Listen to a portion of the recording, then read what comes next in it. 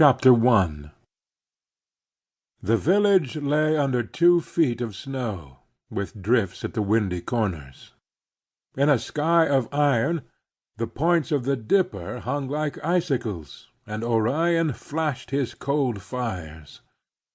The moon had set, but the night was so transparent that the white house-fronts between the elms looked grey against the snow.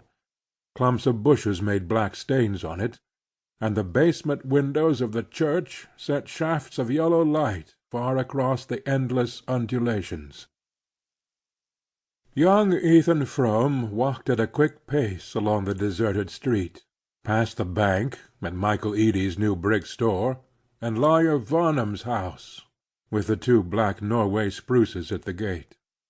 Opposite the Varnum gate, where the road fell away toward the Corbury valley, the church reared its slim white steeple and narrow peristyle. As the young man walked toward it, the upper windows drew a black arcade along the side wall of the building, but from the lower openings, on the side where the ground sloped steeply down to the Corbury road, the light shot its long bars, illuminating many fresh furrows in the track leading to the basement door, and showing, under an adjoining shed, a line of sleighs with heavily blanketed horses.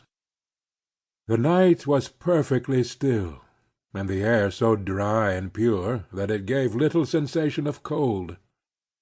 The effect produced on Frome was rather of a complete absence of atmosphere, as though nothing less tenuous than ether intervened between the white earth under his feet and the metallic dome overhead. "It's like being in an exhausted receiver," he thought. 4 or 5 years earlier he had taken a year's course at the Technological College at Worcester, and dabbled in the laboratory with a friendly professor of physics, and the images supplied by that experience still cropped up, at unexpected moments, through the totally different associations of thought in which he had since been living.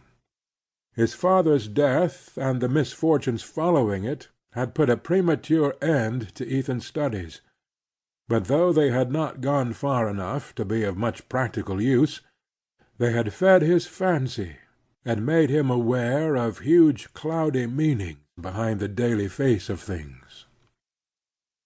As he strode along through the snow, the sense of such meanings glowed in his brain, and mingled with the bodily flush produced by his sharp tramp. At the end of the village he paused before the darkened front of the church. He stood there a moment, breathing quickly and looking up and down the street, in which not another figure moved. The pitch of the Corbury road, below Lawyer Varnum's spruces, was the favorite coasting ground of Starkfield, and on clear evenings the church corner rang till late with the shouts of the coasters.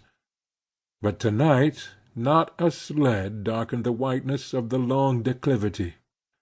The hush of midnight lay on the village, and all its waking life was gathered behind the church windows, from which strains of dance music flowed with the broad bands of yellow light. The young man, skirting the side of the building, went down the slope toward the basement door. To keep out of range of the revealing rays from within, he made a circuit through the untrodden snow, and gradually approached the farther angle of the basement wall. Thence, still hugging the shadow, he edged his way cautiously forward to the nearest window, holding back his straight spare body, and craning his neck till he got a glimpse of the room. Seen thus, from the pure and frosty darkness in which he stood, it seemed to be seething in a mist of heat. The metal reflectors of the gas jets sent crude waves of light against the whitewashed walls, and the iron flanks of the stove at the end of the hall looked as though they were heaving with volcanic fires. The floor was thronged with girls and young men. Down the side wall facing the window stood a row of kitchen chairs, from which the older women had just arisen.